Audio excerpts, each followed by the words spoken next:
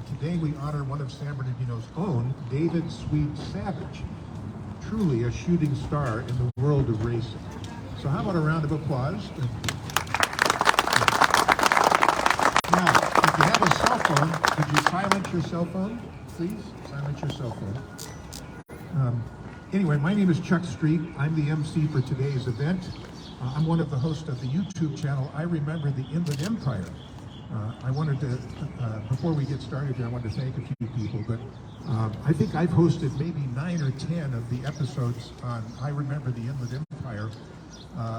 One of the ones we did was about Camp Ono. You may not know that there was an Italian prisoner of war camp up in Devore during World War II, and eventually, the Italians were out of the war by 1943, and so a lot of those detainees were captured in North Africa. So they came here, and according to the Geneva Convention, they had to be detained in a place that had the climate like where they were from. So we did a story on that, and we had a couple of guys whose fathers were detained there, and they met their future wives here, and they ended up coming back to San Bernardino and starting very lucrative businesses. But that's not why we're here today. So one of those people is Tom Giudice, who you're going to meet in just a few minutes. And he's the one that said we should do something on Swede Savage. So then we did an episode on that, and then it kind of led to this. And so we're really thrilled that this is happening today. So first I wanted to take this opportunity to thank several people for helping make this dedication event come to fruition. First of all, Jeff Smith, who's a friend of Swede. He wasn't able to make it here today, but he certainly did a lot to make this possible. The American Racing Memorial Association, they're going to actually do the unveiling a little later, and you'll hear more about them. I also wanted to thank the president, the CEO, and the general manager of the National Orange Show, Mr. Dan Jimenez. So, yeah, he deserves a round of applause, because he was totally open arms when we came to him through one of the board members. He said, yeah, that sounds fantastic. We definitely want to be a part of this. And that person was Robin Jutzi, who's on the board of directors of the National Orange Show. And she couldn't be here today either. I guess she had some type of event with one of her grandchildren, but she sends her warmest wishes. Also, someone you're going to meet momentarily is the Director of Marketing and Public Relations, Leslie Bischoff, who's standing back here. So she really deserves a round of applause, because she has been so supportive, so helpful. I don't think there's anybody that's better connected to what's happening in San Bernardino with the media and the movers and shakers than Leslie, and she's here. And this event would not have been possible without her diligent efforts. Also, Ryan Kelly, who's the head of maintenance and grounds here. He'll be here a little later on. He's working the monster truck event. And but again, he's the one that, and his crew, that did the mounting of the monument, and has been very, very helpful throughout the whole process. Bud Feldkamp from the Glen Helen Raceway. Anybody here hear about this through the Glen Helen Raceway? Apparently they have 9,000 people. I see one hand over here on their mailing list, and they let everybody know about this. Mike Coonard, who's the executive producer of I Remember the Inland Empire, which is the YouTube channel, and then Don Kelson, who's our photographer. Don spent 37 years as a photojournalist and videographer for the Los Angeles Times. So he's here today. And of course we have Terry from The Sun, and we have Ralph. I think you're doing stuff for Time Magazine or something? No, for Sports Life Magazine. Okay, that's great. Okay. So as I indicated, the origin of today's event came from an episode of I Remember the Inland Empire, which focused on the life of Swede Savage. My two guests for that episode are here with us today, and I'd like to introduce both of them. First up is a guy who is also a native of San Bernardino. For a few short years, Tom raced motorcycles, and it was during that time that he had a chance to become acquainted with Swede Savage. Tom continues to be a passionate fan of motorsports, and he will tell us about Swede's time racing here at the National Orange Show. So please join me in welcoming Tom Giudice.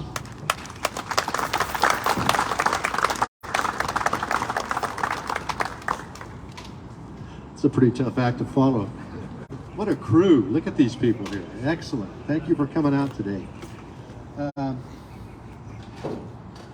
Not only do we want to talk about Swede's accomplishments in motorsports, but his connection to the Inland Empire and our local motorsport community.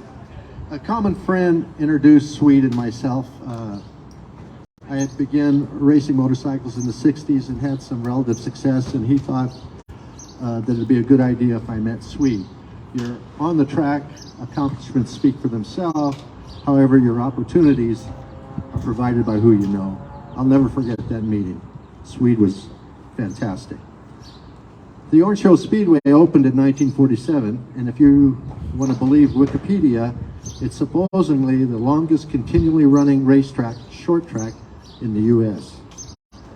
Today we recognize the importance the Speedway played in the history of racing in Southern California, and more specifically, the Inland Empire. Chuck asked me originally, well, how long have you been coming to the Speedway? When did you start coming? Well, it's time for show and tell. This was my uniform shirt, and I came. My mother saved that for 60 plus years to give to me. When the track opened in 1947, it was dirt. It was a dirt clay compost, and it later became a paved track. The original sanctioning bodies of the track were CJA, California Jalopy Association, which later became CRA, California Racing Association. The original jalopies were about 1930s vintage bodies and frames, and engines were from the 40s. It became CRA when it went from flathead engines to overhead valve engines. Now, I'm going to be polite because we have some Indiana visitors here, and they think every fast race car driver was from Indianapolis. Well, no. But in the 60s, we had the common names that you heard announced over the PA system. Our local legends were names like Jim Rossler, Jay East, Wayne Page, Preacher Rogers, Chuck Robbins, the Rose family, the Becker family, and my uncles, the Trainer brothers.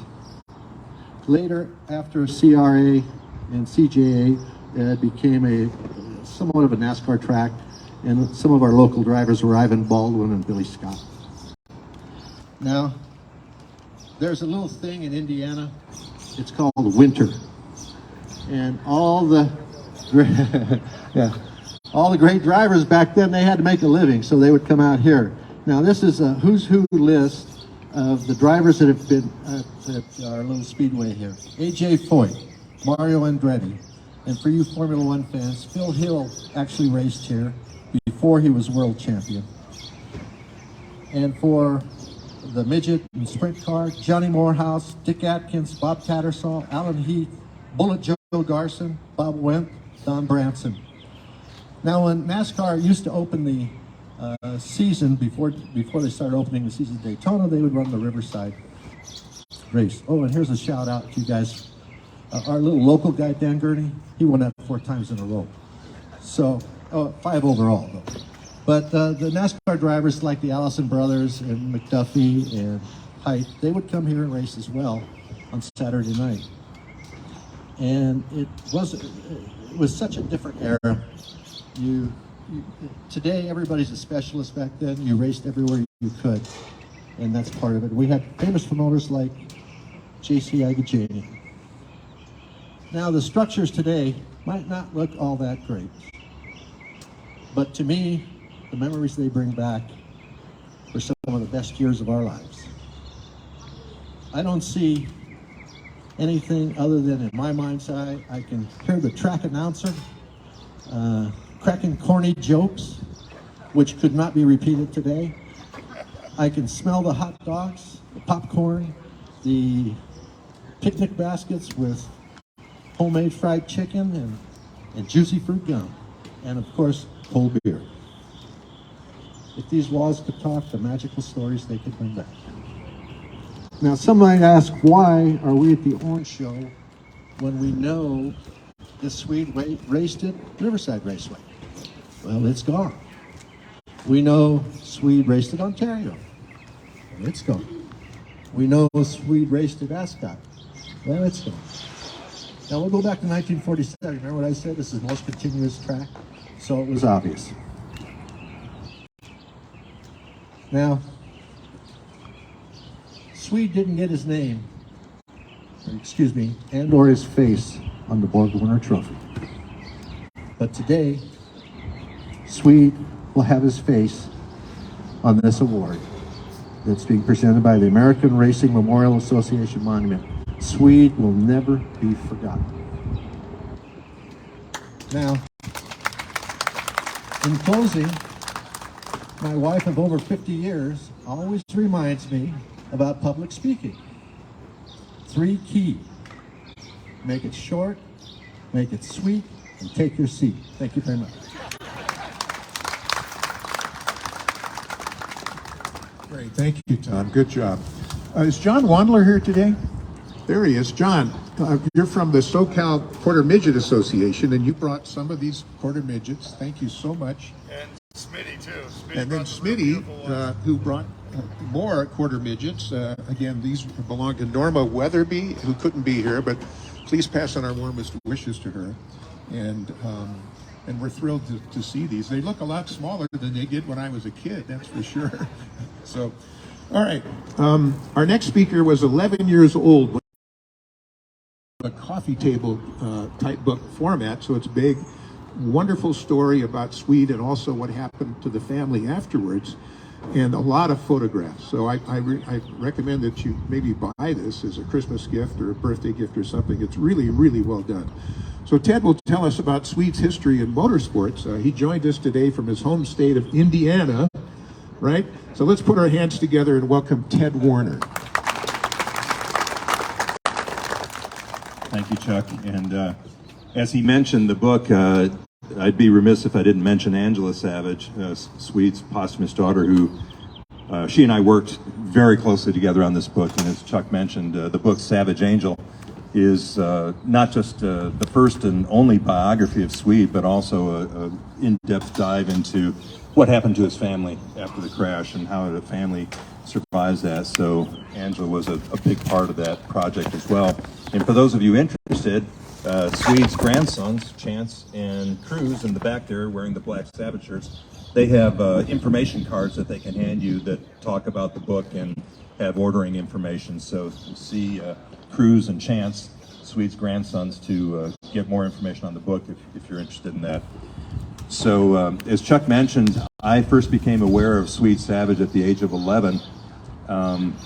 My grandmother had set me up with a subscription to the Indianapolis Star newspaper for the month of May, and that would arrive in our mailbox a day or two after the printing date in suburban Chicago at our home.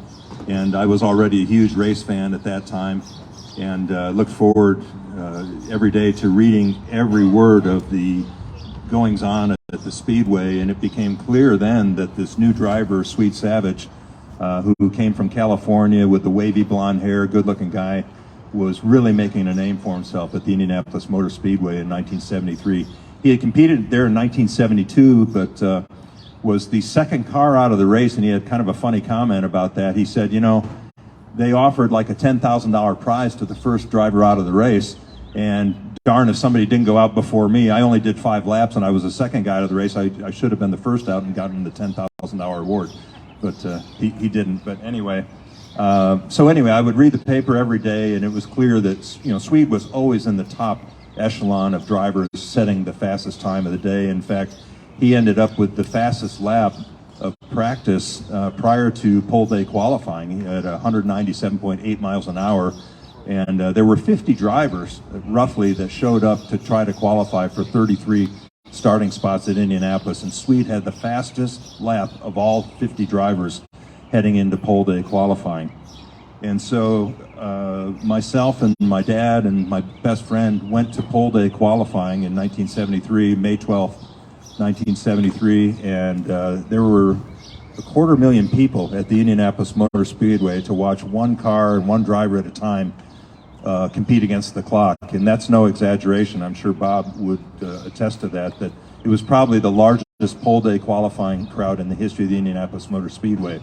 The reason being is that there was a very realistic expectation of witnessing history that year. It was the 57th running of the Indianapolis 500, and everyone was expecting or anticipating to see the first official 200-mile-per-hour lap in qualifying. Swede was the first driver that day to break the track record, so his name is forever etched in the history books of the Indianapolis Motor Speedway. And to this day, you can go and look at the lap record holders and the qualifying record holders, and Swede is there with numerous other famous drivers whose names you would clearly know. And I interviewed Eddie for our book, and he had some amazing stories to tell about his time traveling the country with Swede. Eddie, why don't you tell us some of the what it was like to travel the country with Swede, chasing two-wheel glory? Well, you know, we had fun probably first, and we were worried about the racing second, but we had to make a living, and so we ran 4 or 5 nights a week, mainly like Santa Fe Speedway ran a short track on Wednesday nights, and we'd run the short track and then take off and, you know, run the fairgrounds, and then the big races were on the weekends, the Nationals, and run the Nationals on the weekend. But speaking of Santa Fe Speedway, I know Ted had a story about this. We were getting ready to run Wednesday night, the short track. They were running 250s then, brakeless 250s. Swede was going to test took off on the street, car turned in front of him, got into the car. Oh boy. So we took the bike and threw it out in the weeds because it didn't have any brakes on it or anything, and met him at the hospital, and I said, Swede, I gotta go.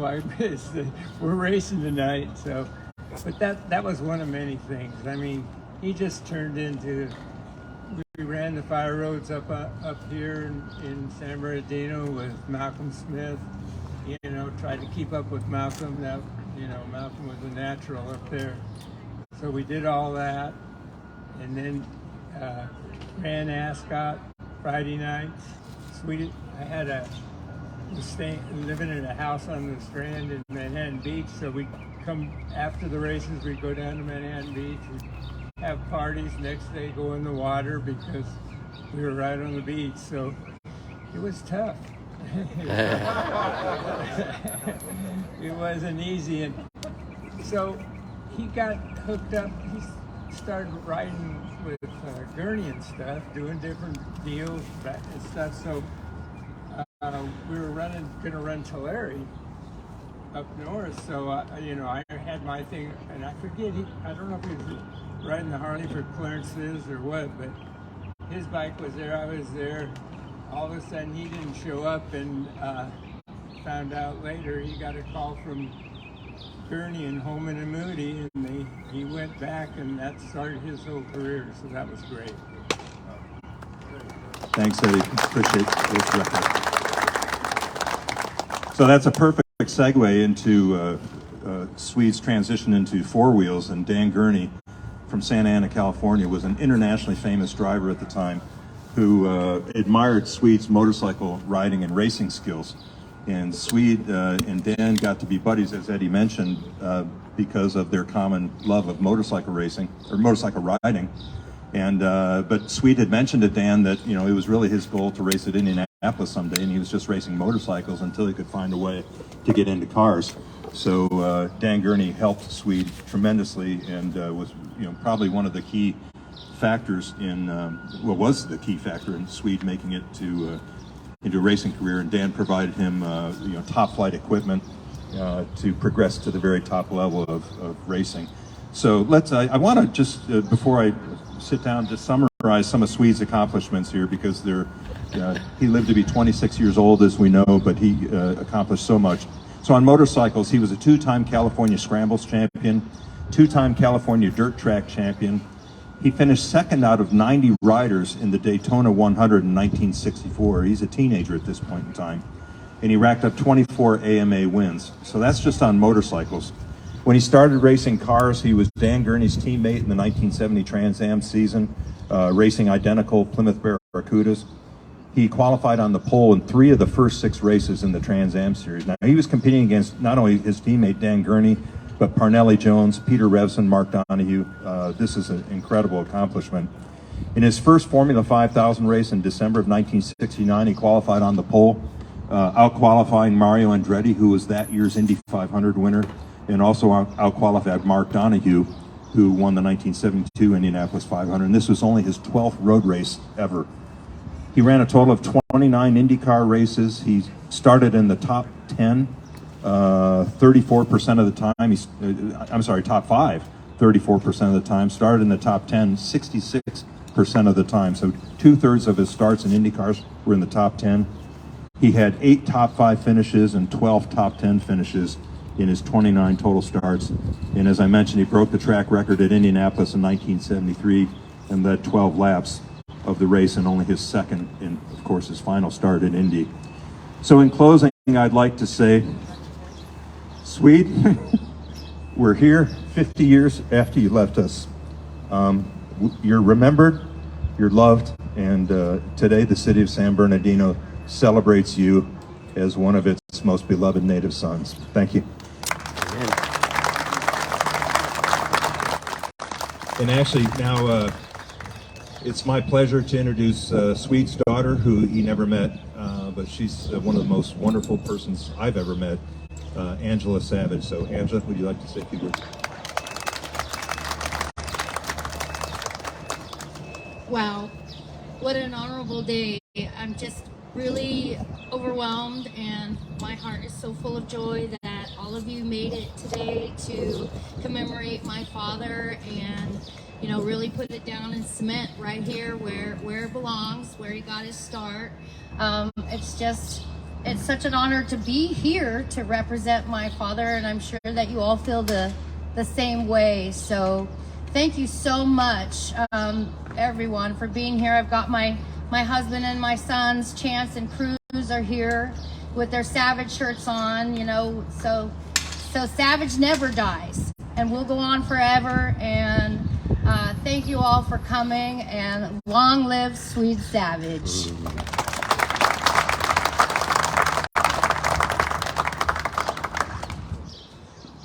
All right.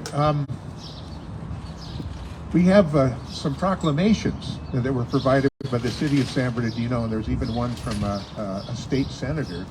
So to present those, I'd like to invite Leslie Bischoff to come up. She's from the Orange Show, and of course their public relations and marketing person. And let's give her a round of applause, okay?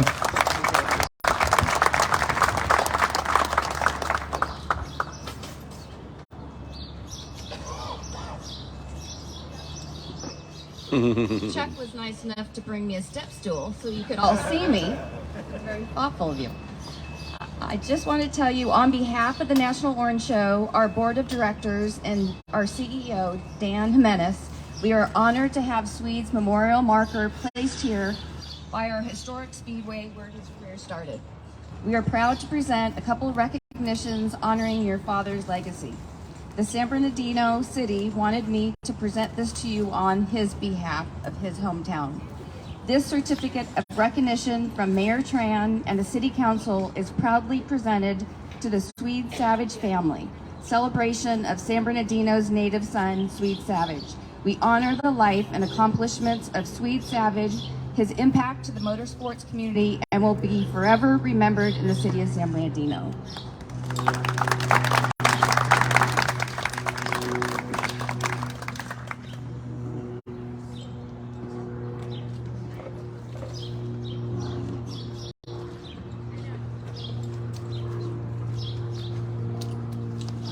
In addition, the Board of Supervisors of the County of San Bernardino hereby honor and pay tribute to Swede Savage for his remarkable achievements in motorsports and automotive racing, and his enduring legacy as a sportsman and a source of inspiration to others. Be it further resolved that this resolution was noted in the minutes of the board, and a copy of this resolution is hereby presented to the Swede Savage family as a testament to the lasting impact of Swede Savage's life and career. So this is from the County of San Bernardino.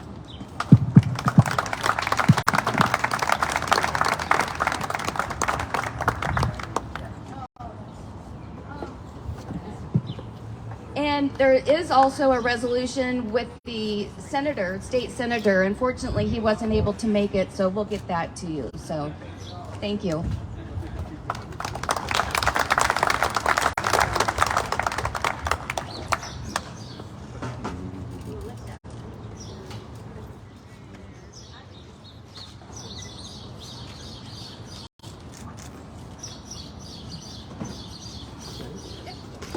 All right, how about a round of applause for Leslie, who is really,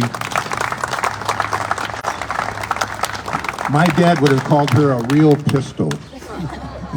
She's a force of nature, that's for sure. Okay, our final speaker is joining us from the state of Indiana. He is a member of the board of directors of the American Racing Memorial Association. Bob has offered several books about racing and motorsports, and he even hosts a YouTube channel that is wildly popular with racing enthusiasts. He will tell us about his organization and some of the other iconic racing drivers who have been honored by the American Racing Memorial Association. Please welcome Mr. Bob Gates.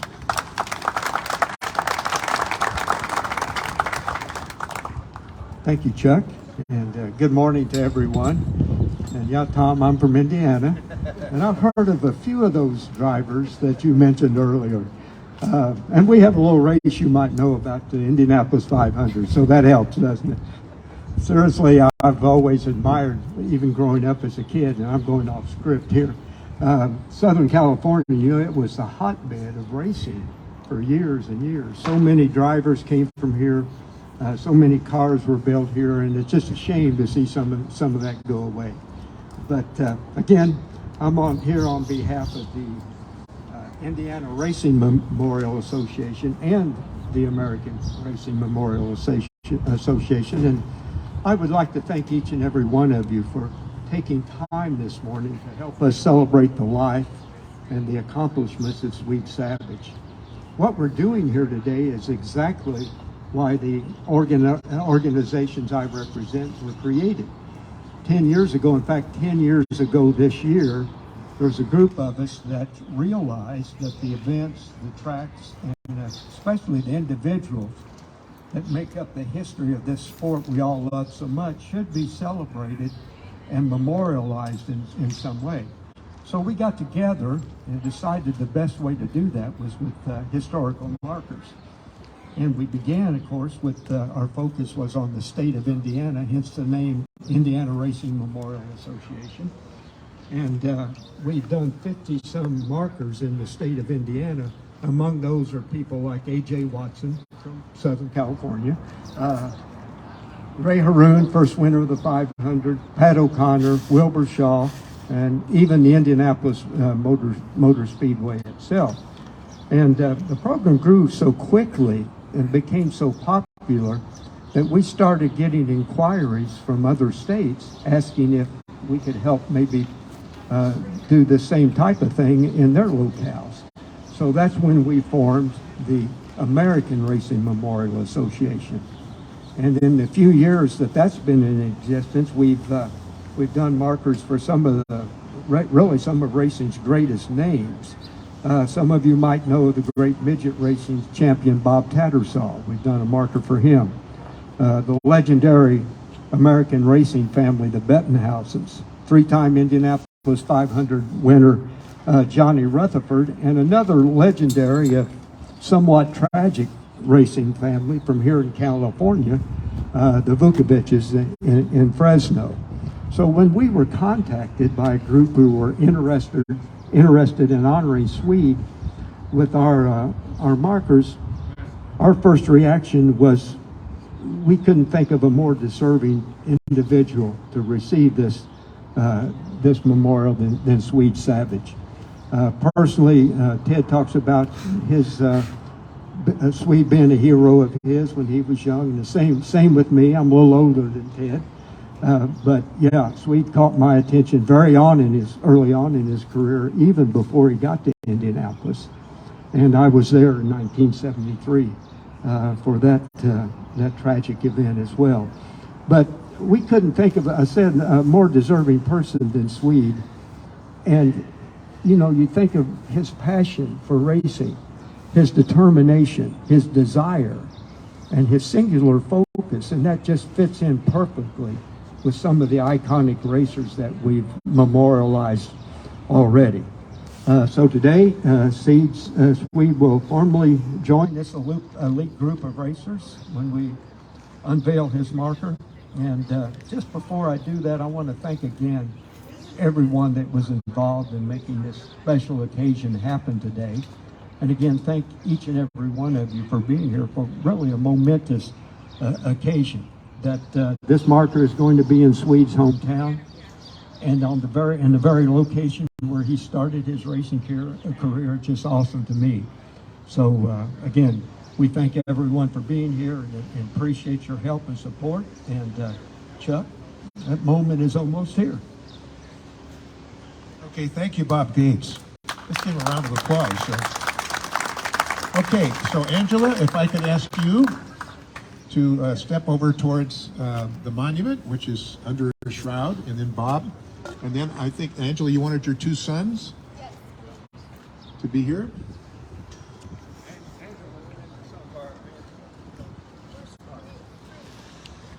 Where's Scott? What husband Scott? Yeah. Okay.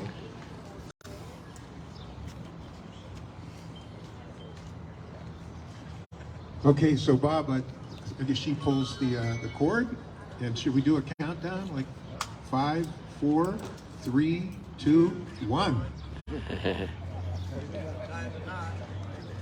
Okay, we got to get it off the top. Ooh la la. Here it comes.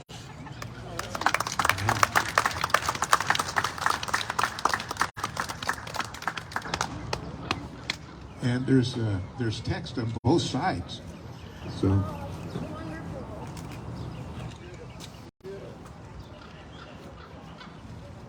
okay, there it is. So Bob authored that text. Bob Gates wrote that text. So Bob, I understand, Bob Gates, you wrote that text, right? So it'll live on in infamy. Great. Great. Thanks so much. Okay, well, if you'd like to hang around for a while longer, look at the monument up close, maybe say hello to Angela and her family.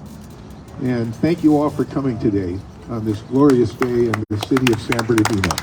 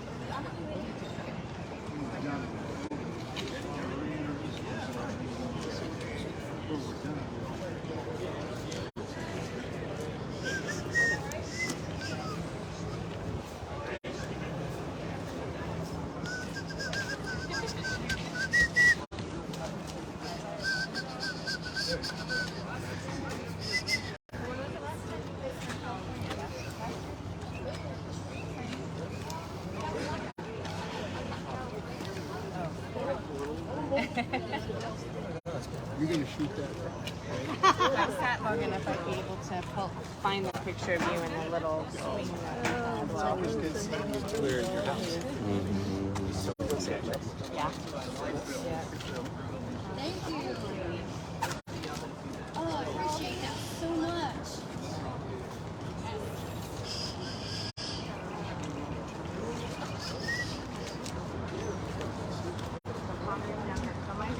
Good.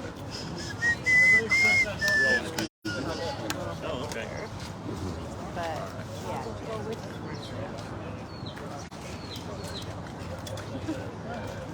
I thought he was walking around.